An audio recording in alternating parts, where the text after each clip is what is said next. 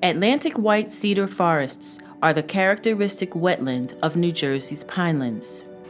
At one time, 125,000 acres existed in the state. Now, the Department of Environmental Protection is poised to put back what has been lost. These trees have long been recognized for their unique attributes. Most buildings in the colonial era, particularly in urban areas, used cedar shakes for their roof material. Our native reptiles use cedar swamps in the winter, where the steady groundwater temperatures prevent them from freezing. So things like these old tree stumps and cavities beneath the ground are really important for those reptiles. These muck soils have been laid down since the last ice age, over 10,000 years ago, and contain massive amounts of carbon.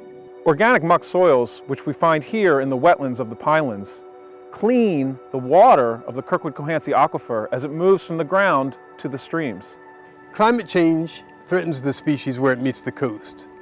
Salt water from rising sea level and storm surge kills it at our lower elevations.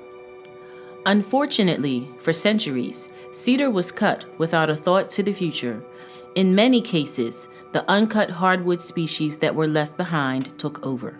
So probably before European settlement,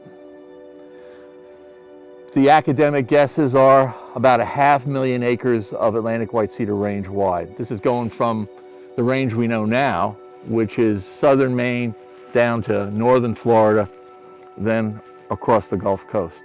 So 500,000 to start with, now probably range wide, way down, maybe 125,000 acres of cedar left.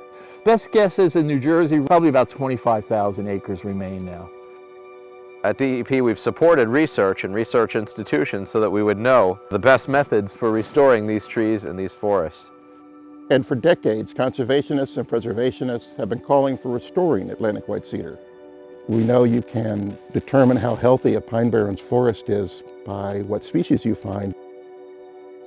Today, the New Jersey Department of Environmental Protection intends to put it back. We're looking to put about 10,000 acres of cedar back on the landscape. Funding for the project will come from damage recoveries against companies that polluted the public's groundwater. This project will go a long way in restoring those groundwater injuries. The New Jersey Forest Service believes stakeholders should drive the process for managing the vast amount of forest that the state owns. The management of public lands is in the public's hands, and we view ourselves as facilitators of this discussion. We're earnest in our vision to practice ecological forest management on New Jersey state lands. Even ecological management is an active choice, though, and so it's important for us to be upfront, honest, and transparent with what it is that we're going to do. In order to get the cedar to grow again in sites, you have to eliminate all the competing species so that cedar has its own place to grow. To restore the natural cedar forest that we've lost, we need to optimize the use of the available seed trees that still are retained in the forest, but we need significant disturbance to do that. We plan on using remnant cedar from previous harvests to act as our anchors, or our seed trees. We're looking for project sites that are high enough in elevation that avoid threats from sea level rise and connect other areas of cedar habitat. Atlantic white cedar is an important cultural and ecological part of the pinelands. It receives special protection, and cedar restoration is encouraged by the Pinelands Comprehensive Management Plan. We are the stewards, and this is our legacy.